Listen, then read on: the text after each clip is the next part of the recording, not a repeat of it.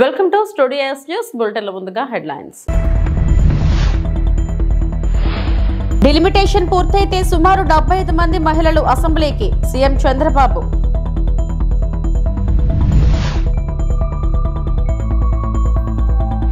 నాతో నడుస్తున్న ప్రతి ఒక్కరికి కృతజ్ఞతలు వైఎస్ జగన్.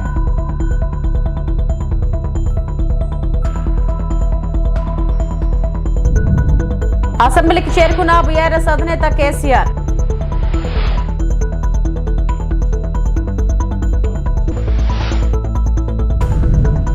తెలంగాణ ముఖ్యమంత్రి రేవంత్ రెడ్డిని సినీ నటులు మోహన్ బాబు, విష్ణు మర్యాదపూర్వకంగా కలిశారు. జూబ్లీ హిల్స్ లోని సీఎం నివాసంలో భేటీ అయ్యారు. ముఖ్యమంత్రిని తండ్రి కొడుకులు సాల్వాలతో సత్కరించారు. సంబంధిత ఫోటోలను నటుడు మా అధ్యక్షుడు విష్ణు సోషల్ మీడియా వేదికగా పంచుకున్నారు. సీఎంను కలవడం ఆనందంగా ఉంది. ముఖ్యమైన పలు అంశాలపై చర్చించాం. రాష్ట్రంతో పాటు తెలుగు చలనచిత్ర పరిశ్రమ అభివృద్ధికి తీసుకుంటున్న చర్యలు, వీటి పట్ల సీఎంకు ఉన్న నిబద్ధత అభినందనలు అని పేర్కొన్నారు.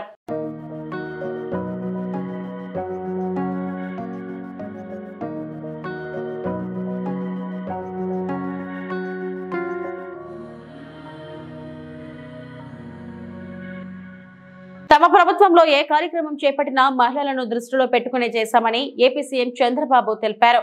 శాసనసభలో ఆయన మాట్లాడారు. మహిళా సాధికారతను మాటల్లో చెప్పడం కాదని చేతల్లో చేసి చూపించాలన్నారు. టీడీపీతోనే మహిళా సాధికారత ప్రారంభమైందని చెప్పారు. మహిళలకు ఆస్తిలో హక్కును తొలిసారి ఎన్టీఆర్ కల్పించారని గుర్తు చేశారు. నేను ఈ హౌస్ ద్వారా పిలిపిస్తున్నా. మొన్నే అంతర్జాతీయ దినోత్సవం చేసుకున్నాం. ఆ సభలో నేను ఒక హామీ ఇచ్చాను. ఒక్క సంవత్సరంలో 1,00,000 మందిని డాక్రా సంఘాలని, మెప్మా సంఘాలని ఆంటర్‌ప్రెన్యూర్ చేసి లక్షాధికారులు చేస్తామని ఒక మాట ఇచ్చాం. 1,00,000 టార్గెట్ పెట్టుకున్నామని చెప్పి కూడా నేను మీకు తెలియజేస్తున్నాను. అంటే మొత్తం ఒక సంవత్సరంలో 1,00,000 మంది ఆంటర్‌ప్రెన్యూర్స్ తయారు చేయాలి. అదే సమయంలో నేను మిమ్మల్ని కోరేది, కాన్స్టిట్యున్సీకి 1000 మందిని మీరు తయారు చేస్తున్నారు. ప్రతి నియోజకవర్గంలో 1000 మందిని డబ్బులు ఇచ్చేది ఇస్తాం, లింక్ చేస్తాం, ఫైనాన్స్ ఇస్తాం, ఏ విధంగా చేయాలని అవన్నీ కూడా పెడతాం. పెట్టిన తర్వాత మీరందరూ శ్రద్ధ తీసుకుని 1000 మందిని మీరు చేయగలిగితే 1,75,000 అవుతారు. నేను ఇచ్చిన టార్గెట్ 1,00,000, మీరు కలిసి వస్తే 1,75,000 అవుతుంది.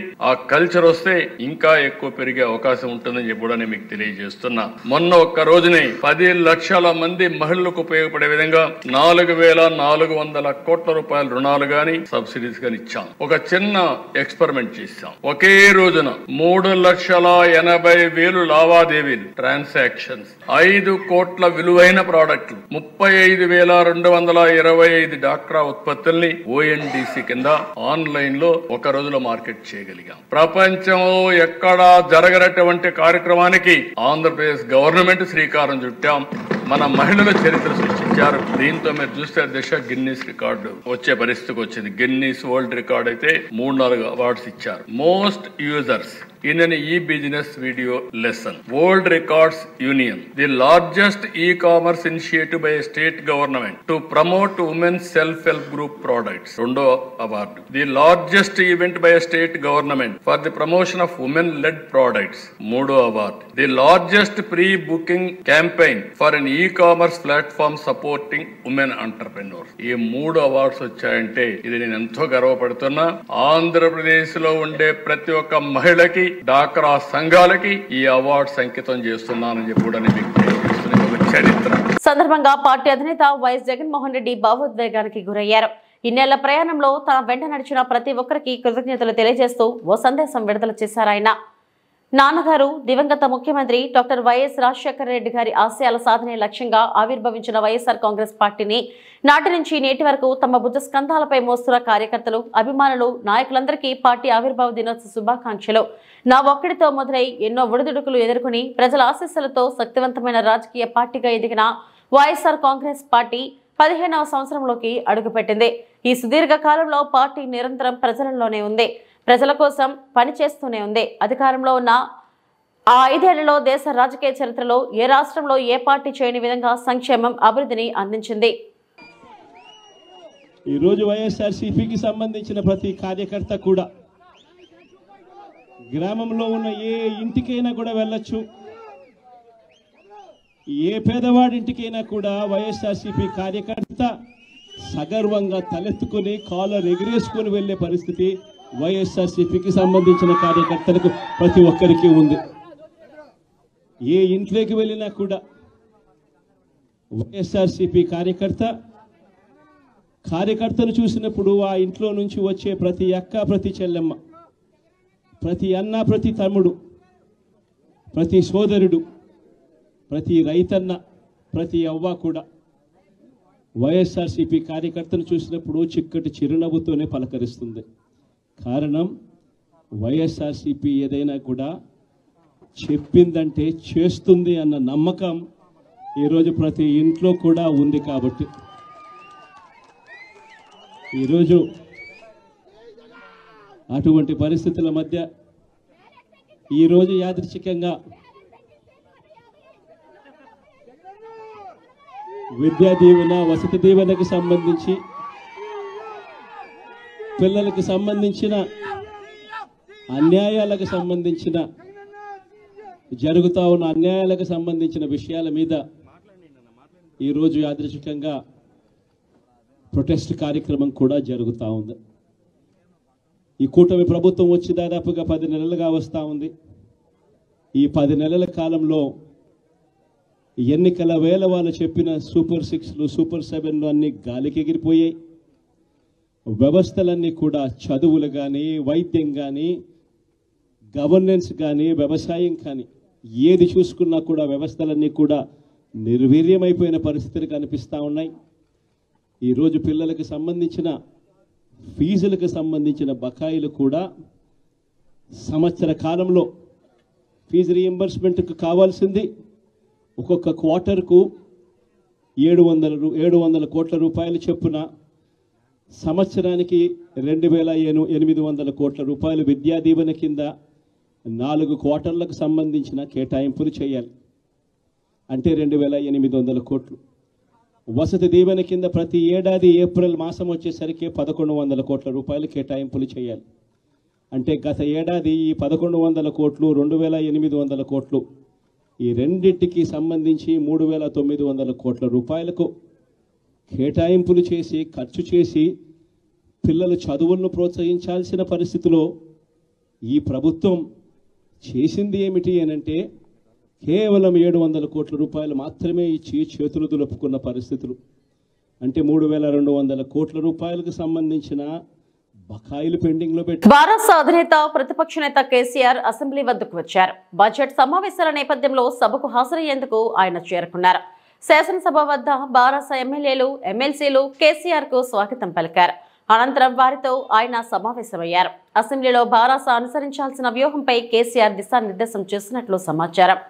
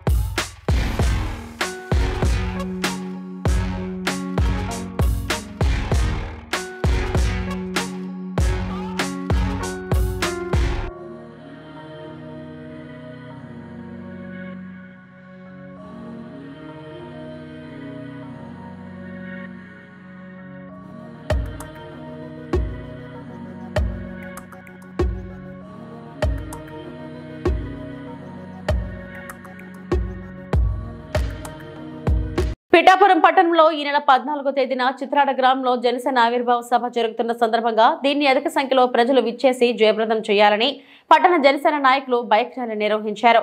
ఈ సందర్భంగా జనసేన నాయకులు మాట్లాడుతూ పిఠాపురం శాసనసభ్యులు కొణిదెల పవన్ కళ్యాణ్ జనసేన పార్టీ 12వ ఆవిర్భావ సభ విజయవంతం చేసేందుకు ప్రతి ఒక్కరూ సమితులు కావాలని అన్నారు.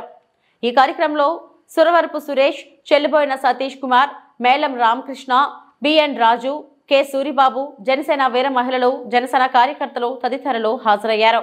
14వ తేదీన ఆవిర్భావ సభకు ప్రతి ఒక్కరు కూడా హాజరు కావాలని మా పట్టణంలో కానీ నియోజకవర్గంలో కూడా ప్రతి ఇంటికి వెళ్ళి ఆహ్వానం అయితే పలికాము.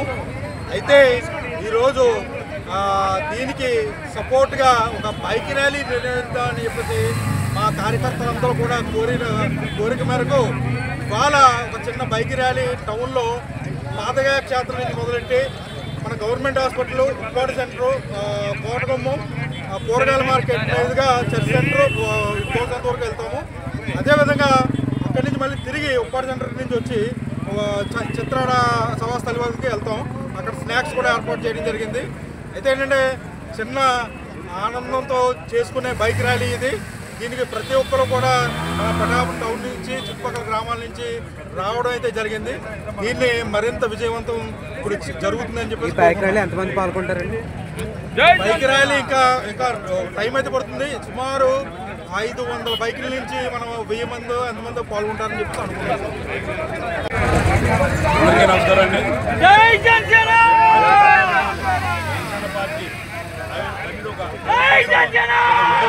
కూడా జరుపుకుంటాం. ఈ 14వ తారీఖున కూడా మళ్ళీ పల్లె నుంచి పట్టణాల నుంచి అదర్ స్టేట్ నుంచి కూడా రావడం జరుగుతుంది. రాబోయే వారికి అందరికీ 7-8 లక్షల మందికి వాళ్ళందరికీ కూడా అన్ని సదుపాయాలు, అన్ని సౌకర్యాలు, అన్ని విధాలుగా కూడా చేయడం జరిగింది. ఎవరికి కూడా ఏ ఇబ్బంది లేకుండా వాటర్ దగ్గర నుంచి, వాటర్ బిల్ దగ్గర నుంచి, ఫుడ్ దగ్గర నుంచి, అలాగే ఏదైనా చిన్న ఇన్సిడెంట్ జరిగితే వైద్యం కూడా అంతా రెడీ చేసాం. ఏ ఇబ్బంది లేదు. గ్రౌండ్కి సార్ వచ్చిన 5 గంటలకల్లా సార్ వస్తారు. 6 గంటలకు స్టేజ్ దగ్గర నుంచి 8:30 వరకు స్పీచ్ ఇస్తారని తెలిసింది. ఈ యొక్క వాళ్ళ ఆహ్వానం పలుకుతూ పిఠాపురం నియోజకవర్గం నుంచి పిఠాపురం పట్టణంలో కూడా ఇవాళ బైక్ ర్యాలీ చేయడం జరుగుతుంది. మీరందరూ కూడా మీ మీడియా ద్వారా కూడా తెలియపరుస్తున్నాం. ప్రజానీకానికి, యావత్ ప్రజానీకానికి కూడా ఇది ఒక మా ఆహ్వానికి మన్నించి వాళ్ళందరూ తీసుకుని వచ్చి సభని ఏ విధంగా విజయోత్సవం చేపట్టేందుగా ఏపీలో టీడీపీ మరో కొత్త నాటకానికి తెరలేపిందన్నారు వైఎస్ఆర్సీపీ లోక్సభ పక్షనేత ఎంపీ మిథున్ రెడ్డి. తప్పుడు ఆరోపణలతో కక్ష సాధింపు చర్యలకు దిగుతున్నారని ఆరోపించారు. టీడీపీకి దమ్ముంటే ఆరోపణలను రుజువు చేయాలని సవాల్ విసిరారు. వైఎస్ఆర్సీపీ ఎంపీ మిథున్ రెడ్డి ఢిల్లీలో మీడియాతో మాట్లాడుతూ ఏపీలో కూటమి ప్రభుత్వం పాలనను గాలికి వదిలేసింది. కక్ష సాధింపు చర్యలకు దిగుతున్నారు. తప్పుడు ఆరోపణలతో మా వ్యక్తిత్వ హననానికి పాల్పడుతున్నారు. టీడీపీ మళ్లీ కొత్త నాటకానికి తెరలేపింది. లిక్కర్ స్కామ్ చేశామని ఆరోపణలు చేస్తున్నారు. దమ్ముంటే ఆరోపణలు రుజువు చేయండి. మొదట 50,000 కోట్ల రూపాయల స్కామ్ అని ప్రచారం చేశారు. ఇప్పుడు 3,000 కోట్ల రూపాయల స్కామ్ అని ఆరోపణలు చేస్తున్నారు. ఇప్పుడు ఈ రోజు మళ్ళీ కూడా ఇంకో కొత్త నాటకానికి లేపారు. ఒక 2-3 రోజుల ముందు టీడీపీ వెబ్సైట్లో, ట్విట్టర్లో పెట్టారు 3,000 కోట్లు స్కామ్ చేశాడు మిథున్ రెడ్డి అని చెప్పి. అసలు మీరు ఎట్లా ఇలాంటి ఆరోపణలు చేస్తారో కూడా లిక్కర్ స్కామ్ అని చెప్పి సంబంధం లేని విషయాలన్నీ కూడా నెట్టే ప్రయత్నం చేస్తారు. ఇది కూడా ఇప్పటి వరకు మీరు చేసిన పసలేని ఆరోపణలు ఇది కూడా భాగమే. ఇది ఢిల్లీ లిక్కర్ స్కామ్ లాగా అని చెప్పి మీరు మాట్లాడడం జరిగింది. ఢిల్లీ లిక్కర్ స్కామ్ లో ఏం జరిగింది? ప్రభుత్వ షాపులన్నీ కూడా ప్రైవేట్ పరం చేసి ఆ రోజు కేసు రావడం జరిగింది. మరి ఆంధ్రప్రదేశ్ లో ఏం జరిగింది? జగన్మోహన్ రెడ్డి గారు ఉన్నప్పుడు ప్రైవేట్ గా ఉండేటివన్నీ కూడా ప్రభుత్వం నడిపింది. మరి స్కామ్ ఎక్కడుంది? ఇప్పటి వరకు గత కొన్ని నెలల ముందు 50,000 కోట్ల స్కామ్ అన్నారు. మళ్ళీ ప్రజలు నమ్మరని చెప్పి మళ్ళీ 30,000 కోట్లు అన్నారు. మళ్ళీ 10,000 అన్నారు. మళ్ళీ ఇప్పుడు 3,000 అంటా ఉన్నారు. ఇది ఒక ఫిగర్ కు తీసుకొచ్చి ఇప్పుడు 3,000 అని చెప్పి టీడీపీ అఫీషియల్ వెబ్సైట్ లోనే పెడతా ఉన్నారు. మరి 3,000 కోట్ల రూపాయలు అంటే అది 300 కాదు కదా జోబులో మర్చిపెట్టుకునే దానికి. ఎక్కడుందో చూపిమని చెప్పి కూడా నేను ఈ రోజు డిమాండ్ చేస్తా ఉన్నాను. ఇట్లాంటి తప్పుడు ఆరోపణలు మీరు చేసి ఈ రోజు ప్రజల్ని డైవర్ట్ చేసి ఈ రోజు జగన్మోహన్ రెడ్డి గారిని అదేవిధంగా వైఎస్ఆర్ కాంగ్రెస్ పార్టీని దెబ్బతీసే ప్రయత్నం మాత్రమే అని చెప్పి కూడా నేను తెలియజేస్తా ఉన్నాను. ఒక జగన్మోహన్ రెడ్డి గారు ఒక పెద్ద చెట్టు అయితే మొట్టమొదటిగా కొమ్మలన్నీ నరికి చెట్టు నరికే ప్రయత్నం మీది. పక్కన ఉండే లీడర్లందరినీ కూడా ఎవరైతే పార్టీ గట్టిగా ఉన్నారో వాళ్ళందరినీ దెబ్బతీసే ప్రయత్నం మీరు చేస్తా ఉన్నారని చెప్పి కూడా నేను ఈ రోజు తెలియజేస్తా ఉన్నాను. అదేవిధంగా నేను ఒకటే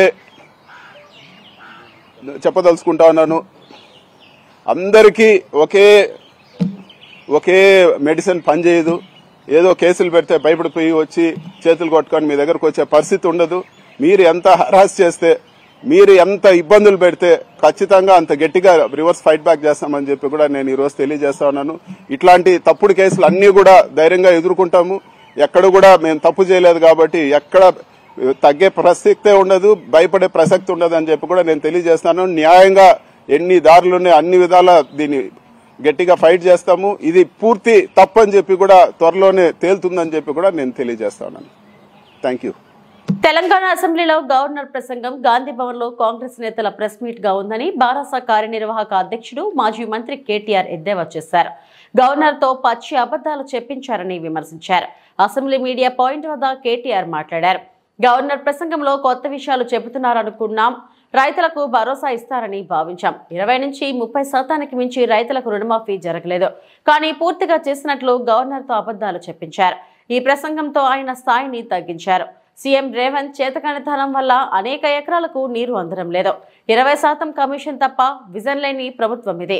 సాగునీటి సంక్షేమం, రైతుల ఆత్మహత్యలపై గవర్నర్ ఒక్క మాట కూడా మాట్లాడలేదు. కాంగ్రెస్ చేసిన అప్పుల గురించి ప్రస్తావనే లేదు. ఢిల్లీకి మూటలు పంపేందుకు ఈ ప్రభుత్వం ఉంది అని కేటీఆర్ విమర్శించారు. ఇది గవర్నర్ గారి ప్రసంగం లాగా లేదు. ఒక మాటలో చెప్పాలంటే గాంధీ భవన్లో కాంగ్రెస్ కార్యకర్తల ప్రెస్ మీట్ లాగా ఉంది తప్ప గవర్నర్ గారి ప్రసంగం లాగా మాత్రం లేదు. పాపం పెద్ద ఆయన గవర్నర్ గారి నోటెంబడ కూడా చాలా అబద్ధాలు, ఒకటి కాదు రెండు కాదు, ఎన్నో అబద్ధాలు, ఎన్నో అర్ధసత్యాలు, ఎన్నో అసత్యాలు కూడా పాపం వారి నోటెంబడ కూడా పలకాల్సి రావడం మేము కూడా బాధపడతా ఉన్నాం. కాంగ్రెస్ సర్కారు యొక్క ఘోర వైఫల్యం వల్ల ఈరోజు రాష్ట్రంలో రైతాంగం ఆందోళనలో ఉంది. ఎక్కడికక్కడ పంటలు ఎండిపోతున్నాయి. రైతులు ఇప్పటికే 480 పైచిలకు మంది రైతులు ఆత్మహత్య చేసుకున్నారు. వాళ్లకు కనీసం ఒక్క మాట, వాళ్లకు సాంత్వన చేకూర్చే మాట, వాళ్లకు ఉపశమనాన్ని ఇచ్చే మాట, వాళ్లకు భరోసానిచ్చే ఒక్క మాటనన్న గవర్నర్ నోటెంబడి వస్తుందేమో. పంటలు ఎండిపోకుండా కాపాడుతాం, నీళ్ళు ఇస్తాం, బుద్ధి తెచ్చుకున్నాం, ఇకనైనా బుద్ధితో మెదులుతామని చెప్పి ఒక్క మాటన్నా చెప్తారేమో అనుకున్నాం. ఒక్క మాట కూడా వారి నోటెంబడ రాలేదు. అసలు ఈ రోజు వరకు రాష్ట్రంలోని ఏ గ్రామంలో కూడా 25 నుంచి 30% మించి రుణమాఫీ జరగలేదు. ఇది నిర్వివాదం. ఇది మేము శాసనసభలో పోయిన సమావేశాల్లోనే అడిగినాం. ముఖ్యమంత్రి గారు సొంత ఊరికి పోదామా, సొంత నియోజకవర్గానికి పోదామా, ప్లేసు, డేటు, టైము మీ ఇష్టం, ఊరు కూడా మీ ఇష్టం. ఒక్క ఊళ్ళే 100% రుణమాఫీ అయితే మేమందరం రాజీనామా చేసిపోతామని చెప్పి కూడా చెప్పినాం. కానీ మళ్ళీ ఈరోజు గవర్నర్ గారి నోటెంబడ రుణమాఫీ అయిపోయింది, లక్షలాది మంది రైతులు సంతోషంగా ఉన్నారు అని చెప్పి అబద్ధాలు చెప్పించి గవర్నర్ గారి స్థాయిని కూడా దిగజార్చి ఈ కాంగ్రెస్ ప్రభుత్వం మళ్ళొక్కసారి తన భ్రష్టత్వాన్ని, తన నీచత్వాన్ని బయట. నర్సీపట్నం నియోజకవర్గం మాజీ శాసనసభ్యులు శ్రీ పెట్ల ఉమాశంకర్ గణేష్ ఆధ్వర్యంలో వైఎస్ఆర్ కాంగ్రెస్ పార్టీ ఆవిర్భావ దినోత్సవం సందర్భంగా నర్సీపట్నం మున్సిపాలిటీ పెద్దబొడ్డేపల్లి పార్టీ కార్యాలయం నందు నర్సీపట్నం నియోజకవర్గం పార్టీ నాయకుల సమక్షంలో ఆవిర్భావ దినోత్సవ వేడుకలు జరుపుకోవడం జరిగింది. ఈ సందర్భంగా మాజీ ఎమ్మెల్యే మాట్లాడుతూ 2011 మార్చి 12వ తేదీన వైఎస్ఆర్సీపీ పార్టీ ప్రారంభించారని అన్నారు. ఇప్పటిదాకా రాష్ట్ర వ్యాప్తంగా ప్రజలతో మమేకమై ఎన్నో పోరాటాలు, ఉద్యమాలు చేశారని అన్నారు. అంతేకాకుండా 175 స్థానాల్లో పోటీ చేయగల సత్తా అన్న పార్టీ ఏదైనా ఉంది అంటే అది ఒక వైఎస్ఆర్ పార్టీ మాత్రమేనని కొనియాడారు. గత ఎన్నికల్లో ఓడిపోయిన ప్రజలు 40% ఓటింగ్ ఇచ్చి జగన్ పై మమకారాన్ని చాటుకున్నారని ఈ సందర్భంగా తెలిపారు. కార్యక్రమంలో వైఎస్ఆర్సీపీ సీనియర్ నాయకులు చింతకాయల సన్యాసి పాత్రుడు, రుత్తుల ఎర్రపాత్రుడు, గోల్కొండ జెడ్పీటీసీ మాకిరెడ్డి బుల్లిదొర తదితరులు పాల్గొన్నారు. ఈరోజు వైఎస్ఆర్ కాంగ్రెస్ పార్టీ ఆవిర్భావ దినోత్సవాన్ని ఈరోజు నర్సీపట్నంలో పార్టీ నాయకుల ఆధ్వర్యంలో వేడుక జరుపుకోవడం జరుగుతుంది. మనందరికీ తెలుసు, ఆనాడు పార్టీ అధ్యక్షుడు జగన్మోహన్ గారు 2011 మార్చి 12వ తారీఖున పార్టీని ఆవిర్భించడం జరిగింది. నేటికి 15 సంవత్సరాలు పూర్తి చేసుకుందాం. ఈ 15 సంవత్సరాల్లో కూడా జగనన్న ఆధ్వర్యంలో రాష్ట్ర వ్యాప్తంగా ప్రజల యొక్క సమస్యలతో పాటు అందరూ కూడా తెలుసుకొని ప్రజలతో మమేకమై ఎన్నో ఉద్యమాలు చేపట్టిన సంగతి అందరూ కూడా తెలుసు. దానికి తోడు ఏదైతే అధికారంలోకి వచ్చామో జగనన్న ముఖ్యమంత్రి అయిన తర్వాత ఎక్కడ పార్టీలు చూడకుండా, రాజకీయాలు చూడకుండా ఏదైతే మేనిఫెస్టోలో పెట్టారో మేనిఫెస్టోలో పెట్టిన పథకాలందరూ కూడా ప్రతి ఒక్కరికి కూడా అందించిన ఘనత జగనన్న అని చెప్పి సందర్భం తెలియపరచాలి. ఒక్క ముఖ్యం చెప్పాలి, ఈరోజు ఆంధ్రప్రదేశ్ రాష్ట్రంలో 175 నియోజకవర్గాల్లో పోటీ చేయగల దమ్మున్న పార్టీ వైఎస్ఆర్ కాంగ్రెస్ పార్టీ. అలాగే 175 నియోజకవర్గాల్లో మరి పోటీ చేయించగల దమ్మున్న నాయకుడు వైఎస్ జగన్మోహన్ గారు అని చెప్పి సందర్భంగా తెలియపరచడం జరుగుతుంది. అయితే ముఖ్యంగా మొన్న జరిగిన ఎన్నికల్లో ఓటమి చెందినప్పటికీ కూడా రాష్ట్ర వ్యాప్తంగా 40% ఓట్లు పడ్డాయంటే మరి జగనన్నకి ఏ విధంగా ఆదరణ ఉందో మనందరూ కూడా తెలుసుకోవాలి. రేపు రాబోయే రోజుల్లో కూడా మరొక 4 సంవత్సరాలు ఎన్నికలు ఉన్నాయి. ఈ 4 సంవత్సరాలు కూడా జగనన్న ఆధ్వర్యంలో జగనన్న పిలుపు మేరకు మా పార్టీ నాయకులందరూ కూడా కష్టపడి పనిచేయడమే కాకుండా ప్రజల తరపున పోరాటం చేయడమే కాకుండా ప్రచారార్థమై చంద్రబాబు పవన్ కళ్యాణ్ బాబులు రోడ్లు వేయండి మోకాళ్లపై నిల్చుని గిరిజనుల నిరసన.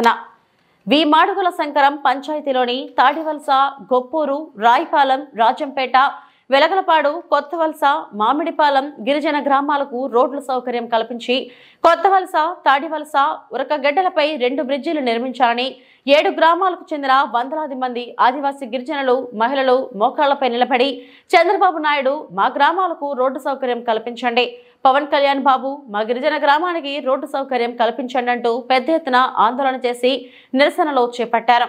వీరికి మద్దతుగా సిపిఎం జిల్లా కార్యదర్శి వర్గ సభ్యులు డి వెంకన్న, మండల కార్యదర్శి ఇరట నరసింహమూర్తి, కె భవానీ పల్లోని మాట్లాడారు. ఎన్నికల ముందు ఈ గ్రామాలకు రోడ్ల సౌకర్యం కల్పించాలని 9,30,00,000 రూపాయలతో రోడ్లు, బ్రిడ్జిలు నిర్మిస్తున్నట్లు నమ్మపలికి ఎన్నికలు అయ్యి 9 నెలలు అవుతున్నా కనీసం పట్టించుకోలేదన్నారు. ఈ కార్యక్రమంలో సోముల నరసింహారావు, జన్ని చిన్నారావు, సోలం సన్యాసమ్మ, సోలం మంగ తదితరులు పాల్గొన్నారు. శంకరం పంచాయతీ ఏదైతే ఉందో శంకరం పంచాయతీలోనే అటు గొట్టువాడ నుంచి ఇటు కృష్ణంపాలెం వరకు కొన్ని 7 గ్రామాలకు సంబంధించినటువంటి ఏదైతే రోడ్డు ఉందో ఈ రోడ్డుని వెంటనే వేయాలని చెప్పేసి గిరిజనులు ఈరోజు 2 చేతులు ఎత్తి దండం పెట్టి పవన్ కళ్యాణ్ బాబు మాకు రోడ్డు వేయండి, చంద్రబాబు నాయుడు బాబు మాకు రోడ్డు వేయండి అని చెప్పేసి వాళ్ళు నిరసన అటువంటిది తెలియజేయడం జరిగింది. ఈ నిరసన అటువంటిది చాలా చిన్న విషయం కాదు. ఈరోజు గిరిజనులు నిస్సాయి స్థితిలోనే ఏమీ చేసుకోలేనటువంటి పరిస్థితుల్లోనే మేము ఓట్లేసి గెలిపించినటువంటి పాలక వర్గాలు, ప్రభుత్వాలు ఏదైతే ఉన్నాయో ఆ గ్రామాలకి మా గ్రామాలకు రోడ్లు వేయండి అని చెప్పేసి వేడుకునేటువంటి పరిస్థితి. అందుకని ప్రభుత్వం ఎన్నికల ముందు ఏ గిరిజన గ్రామానికైనా ఎక్కడ ఏ ఒక్క ఊరున్నా ఆ గ్రామానికి మేము రోడ్లు వేస్తాం, వాళ్ళకి డోలు మాత్రం అరికడతాం, ముసలోళ్ళు ఆదుకుంటాం, చిన్నపిల్లలు ఆదుకుంటాం, వాళ్ళ గిరిజనులకు అన్ని మౌలిక సదుపాయాలు కల్పిస్తామన్నటువంటి హామీలు ఇచ్చారు. అప్పుడు 9,50,00,000తోనే ఇక్కడ ప్రతిపాదనలు పంపించి ఇక్కడ ఉన్నటువంటి గడ్డ మీద బ్రిడ్జి నిర్మిస్తామని చెప్పి అక్కడ కొత్త వలస దగ్గర బ్రిడ్జి నిర్మిస్తామని చెప్పి హామీలు ఇచ్చారు. కొంత కసాపిసా వర్కులు చేశారు. కానీ గిరిజనులకు మాత్రం ఇక్కడ రోడ్డు సదుపాయటువంటిది పూర్తయ్యేటువంటి పరిస్థితి ఈరోజు కనిపించట్లేదు. అందుకని పవన్ కళ్యాణ్ గారు ఈరోజు ప్రశ్నించడానికి పార్టీ పెట్టాను, మేము ప్రశ్నిస్తాం, గిరిజనుల తరపున, రైతుల తరపున, కష్టజీవుల తరపున నిలబడతామని చెప్పారు. కానీ వాళ్ళు మాత్రం ఇక్కడికి వచ్చి గిరిజనుల సమస్యలు పట్టించుకునేటువంటి పరిస్థితి ఈరోజు లేదు. ఇప్పుడు అసెంబ్లీ సమావేశాలు జరుగుతున్నాయి. అసెంబ్లీ సమావేశాల్లోనే ఇక్కడ మాడుగుల ఎమ్మెల్యే ఏం చేస్తున్నారని చెప్పేసి అడుగుతా ఉన్నాం. మాడుగుల ఎమ్మెల్యే గారిని పరవాడలో వెన్నలపాల నుంచి మాడుగులు తీసుకొచ్చి పోటీ చేయించారు. ఇక్కడ ఉన్న గిరిజన గ్రామాల యొక్క సమస్యలు కానీ ఏ గ్రామం ఎక్కడుంది, గిరిజనుల యొక్క ఇబ్బందులు ఏంటి, వీళ్ళ బాధలు ఏంటంటువంటిది ఆయనకు తెలిసే పరిస్థితి లేదు. ఇక్కడ పార్లమెంట్ సభ్యులు సీఎం రమేష్ గారు వచ్చారు. ఆయన ఎక్కడో కడప నుంచి వచ్చి ఇక్కడ పోటీ చేసి గెలిచారు. ఆయనకి ఈ గిరిజన గ్రామాలు ఎక్కడున్నాయి, ఈ గిరిజనులు వాళ్ళ కష్టాలు ఏంటి, వాళ్ళ బాధలు ఏంటి, ఇక్కడ ఉన్నటువంటి పరిస్థితులు ఏంటంటే వాళ్ళకి తెలియదు. ఎక్కడెక్కడి నుంచో తీసుకొచ్చి ఇక్కడ పోటీ చేసి ఇక్కడ మా గిరిజనుల ఎత్తి మీద పెద్ద ఎత్తున బండ ఎట్టారు. కానీ ఇక్కడ ఈ గ్రామాలకు వచ్చి ఎలక్షన్లు అయిన తర్వాత ఈ గ్రామాలు ఎలాగున్నాయి, వీళ్ళు ఏ ఇబ్బందులు పడుతున్నటువంటి పరిస్థితి లేదు. మొన్న గర్భిణీ స్త్రీని తీసుకొని వస్తే ఇక్కడే ఈ గడ్డలను డెలివరీ అయిపోయినటువంటి పరిస్థితి. ముసలోళ్ళు ఈ గడ్డ వచ్చి వర్షాలు వస్తే ఎక్కడ మోసుకెళ్లాలో తెలియనటువంటి పరిస్థితి. అక్కడ కృష్ణంపాలెం తీసుకెళ్లి 108ని అక్కడ పిలిపించుకొని అక్కడ వెళ్ళినటువంటి పరిస్థితి. అందుకని మేము చెప్పదలుచుకుంది ఏంటంటే గిరిజనుల సమస్యలు పట్టించుకోండి, గిరిజనుల యొక్క ఇబ్బందులు పట్టించుకోండి, ముసలోళ్ళ సమస్యలు పట్టించుకోండి, చిన్నపిల్లల పరిస్థితి పట్టించుకోండి. ఇక్కడ గిరిజనులు తినడానికి తిండి లేకపోయినా, ఉండడానికి ఇల్లు లేకపోయినా, కట్టడానికి బట్ట లేకపోయినా మిమ్మల్ని అడగట్లేదు. మాకు రోడ్డు సౌకర్యం కల్పించండి, మా పిల్లలు స్కూల్కి వెళ్ళడానికి అవకాశం కల్పించండి, గర్భిణీ స్త్రీలు, బాలింతలు హాస్పిటల్ పోవడానికి మాకు అవకాశం కల్పించండి. ఉద్యోగాల కల్పన చంద్రబాబుతోనే సాధ్యం. రాజంపేట పార్లమెంట్ క్యాంప్ కార్యాలయంలో టీఎన్ఎస్ఎఫ్ రాష్ట్ర ప్రధాన కార్యదర్శి రేవూరు వేణుగోపాల్ విలేకరుల సమావేశంలో జగన్ ప్రభుత్వంపై తీవ్ర విమర్శలు చేశారు. విద్యార్థులకు అన్యాయం, 4,271 కోట్ల ఫీజు మరియు వసతి దీవెనల బకాయిలు పెండింగ్, 16 లక్షల మందికి ఫీజు రియంబర్స్మెంట్స్ ఇచ్చిన చంద్రబాబు జగన్ 9 లక్షలకు కుదించారని ఆరోపించారు. నిరుద్యోగులకు ద్రోహం, 6 లక్షల మందికి నిరుద్యోగ భృతి రద్దు, 2.3 లక్షల ప్రభుత్వ ఉద్యోగాల హామీ విస్మరణ, పరిశ్రమలపై దాడులతో పెట్టుబడులు తరలిపోయాయని విమర్శలు గుప్పించారు. యువత భవిష్యత్తు క్షీణత, నిరుద్యోగం 24% పెరిగి దేశంలో ఏపీ మొదటి స్థానం. ఎన్సీఆర్బీ ప్రకారం 2100 మంది నిరుద్యోగుల ఆత్మహత్యలు. చంద్రబాబు హయాంలో అభివృద్ధి. 12 లక్షల ఉద్యోగాలు, ఐటీ ఉద్యోగాలు 5,000 నుంచి 35,000కు పెంపు. జూన్లోపు 16,347 ఉపాధ్యాయ పోస్టులు భర్తీ. యువపోరు మోసం. చంద్రబాబు, లోకేష్ చేతనే యువత భవిష్యత్తు భద్రమని స్పష్టం. వైఎస్ఆర్ కాంగ్రెస్ పార్టీ అధినేత జగన్మోహన్ రెడ్డి ఇంటి ముందు చేయాలి. ఎందుకంటే లాస్ట్ గవర్నమెంట్లో చూసాం, దాదాపు 4,271 కోట్ల రూపాయలు బకాయిలు పెట్టి వెళ్ళిపోయిన జగన్మోహన్ రెడ్డి ఇంటి ముందు వైఎస్ఆర్ నాయకులు ధర్నా చేయాల్సిన అవసరం ఉంది.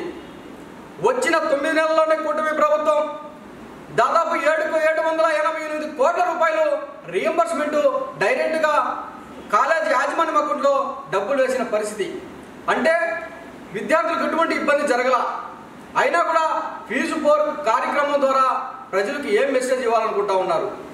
రూతన్న బుద్ధి ఉందే ఈ యొక్క వైఎస్ఆర్ కాంగ్రెస్ పార్టీ నాయకులకు, కార్యకర్తలకు? ఒకసారి ఆలోచన చేయండి. ఎందుకు కార్యక్రమం చేయాలి? ప్రజాస్వామ్యంలో ప్రజాస్వామ్యబద్ధంగా ఏమన్నా అన్యాయాలు జరిగితే వాళ్ళ తరపున పోరాటాలు చేసే హక్కు రాష్ట్రంలో, దేశంలో ఎవరికైనా ఉంది. కానీ ఇక్కడ ఏ అన్యాయం జరగకుండా కేవలం వైఎస్ఆర్ కాంగ్రెస్ పార్టీ మనుగడ కోసం, ఆ పార్టీ యొక్క ఉనికి కోసం ఈ యొక్క ఫీజు పోరని చెప్పి కార్యక్రమం తీసుకుంటా ఉంది. రాష్ట్రంలో విద్యార్థులు ఆలోచించాలి.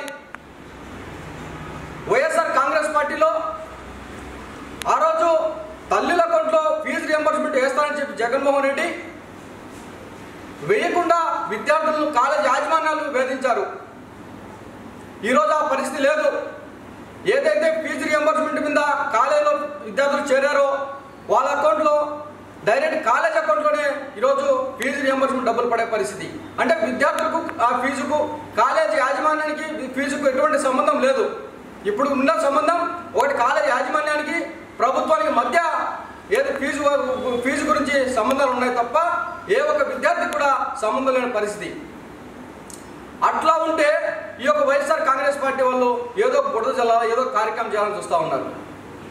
గతంలో చూసాం, దాదాపు 2014-19 మధ్యలో 16 లక్షల మంది విద్యార్థులకు ఫీజు రియంబర్స్మెంట్ గత ప్రభుత్వంలో ఇస్తాం, తెలుగుదేశం ప్రభుత్వంలో ఇస్తే వైఎస్ఆర్ కాంగ్రెస్ పార్టీ ప్రభుత్వం ఏం చేసిందయ్యా? దాదాపు 9 లక్షల మంది విద్యార్థులు మాత్రమే ఫీజు రియంబర్స్మెంట్ ఇచ్చింది. అంటే దాదాపు 7 లక్షల విద్యార్థులకు నష్టం చేకూర్చింది. మీరు కూడా ధర్నాలు చేస్తూ ఉంటే ఏమన్నా అర్థం కావడంలే. రొంతన బుద్ధున్నది. అసలు నిరుద్యోగం ద్రోహం చేసింది మీరు కాదా? తెలంగాణ అనే పదం ఉద్యమానికి ప్రతీక. చిరస్మరణీయమైనటువంటి పేరును మార్చి ఈశ్వరీభాయ్ యూనివర్సిటీగా మార్చాలని చూడటం సరైంది కాదని పీడీఎస్యూ జిల్లా ప్రధాన కార్యదర్శి జన్నారపు రాజేశ్వర్ అన్నారు. ఈ సందర్భంగా తెలంగాణ విశ్వవిద్యాలయంలో ఆర్ట్స్ అండ్ సైన్స్ కళాశాల ముందు తెలంగాణ యూనివర్సిటీ పీడీఎస్యూ కమిటీ ఆధ్వర్యంలో ధర్నా నిర్వహించడం జరిగింది. ఈ సందర్భంగా నాయకులు మాట్లాడుతూ 1960 నుంచి 2014 వరకు సుదీర్ఘ చరిత్ర కలిగిన తెలంగాణ పేరును మార్చడం అంటే తెలంగాణ ప్రజల మనోభావాలను దెబ్బతీయటమే అన్నారు. ఎంతో మంది త్యాగాల గాయాలు, ఉద్యమ స్ఫూర్తి కలిగిన తెలంగాణ పేరును అలాగే ఉంచాలని రాష్ట్ర ప్రభుత్వాన్ని డిమాండ్ చేశారు. ఎవరు అధికారంలోకి వస్తే వాళ్ళ తల్లిదండ్రుల పేర్లు ప్రభుత్వ సంస్థలకు పెట్టుకోవడం పద్ధతి కాదని విమర్శించారు. కార్యక్రమంలో తేయు పీడీఎస్యూ నాయకులు ప్రిన్స్ హుస్సేన్, సాయి కిరణ్, ఆకాష్, రమ్య, ప్రవీణ తదితరులు పాల్గొన్నారు. కాంగ్రెస్ ప్రభుత్వం నేడు తెలంగాణ యూనివర్సిటీకి ఉన్నటువంటి పేరును ఈరోజు ఈశ్వరీబాయి యూనివర్సిటీగా మార్చే ప్రయత్నాలు చేస్తున్నది. ఈరోజు తెలంగాణ యూనివర్సిటీకి ఒక చరిత్ర ఉన్నది. ఎన్నో ఉద్యమాలతో ఇక్కడ నిజామాబాద్ జిల్లాలో యూనివర్సిటీని సాధించుకున్నాం. ఈరోజు రాష్ట్రానికి సంబంధించినటువంటి పేరు ఒక తెలంగాణ యూనివర్సిటీకే ఈరోజు తెలంగాణ ఉన్నది. ఈరోజు మిగతా రాష్ట్రాల్లో చూసుకుంటే పంజాబ్ కానీ, ఢిల్లీ కానీ, అదేవిధంగా హర్యానా కానీ ఈరోజు అనేక రాష్ట్రాలలో ఆ రాష్ట్రానికి సంబంధించినటువంటి పేరు ఏదో ఒక యూనివర్సిటీకి ఉన్నది. ఈరోజు తెలంగాణలోనే అన్ని యూనివర్సిటీలలో కల్లా తెలంగాణలో ఉన్నటువంటి ఇక్కడ డిస్పెల్లో ఉన్నటువంటి యూనివర్సిటీకి తెలంగాణ అటువంటి పేరున్నది. ఇది ఇక్కడ ఉద్యమానికి అస్తిత్వానికి సంబంధించినటువంటి పేరు కాబట్టి తెలంగాణ ఈరోజు యూనివర్సిటీ పేరు చేంజ్ చేస్తే ఊరుకునేది లేదు. ఈరోజు రాజకీయ నాయకులు వాళ్ళ తల్లిదండ్రులు ఈరోజు పేరు పెట్టుకోవడానికి ఇదేమో వాళ్ళకు సంబంధించినటువంటి షాపులు కాదు. ఈరోజు విద్యా కేంద్రాలుగా ఉంచాలి కానీ ఈరోజు ఇష్టం వచ్చినట్టు మార్స్తే ఈరోజు ఇక్కడ యూనివర్సిటీ విద్యార్థులు ఊరుకునే పరిస్థితి లేదు. కాబట్టి ఏదైతే పేరు మార్చే నిర్ణయాన్ని వెంటనే రాష్ట్ర ప్రభుత్వం వెనక్కి తీసుకోవాలి. లేనిచో పీడీఎస్సీ ఆధ్వర్యంలో పెద్ద ఎత్తున ఆందోళన కార్యక్రమాలు రాష్ట్ర వ్యాప్తంగా చేస్తామని ఈ సందర్భంగా మేము ఈ రాష్ట్ర ప్రభుత్వాన్ని హెచ్చరిస్తున్నాం. ఇవి ఇప్పటివరకు నా బులెటిన్ అప్డేట్స్. నమస్తే.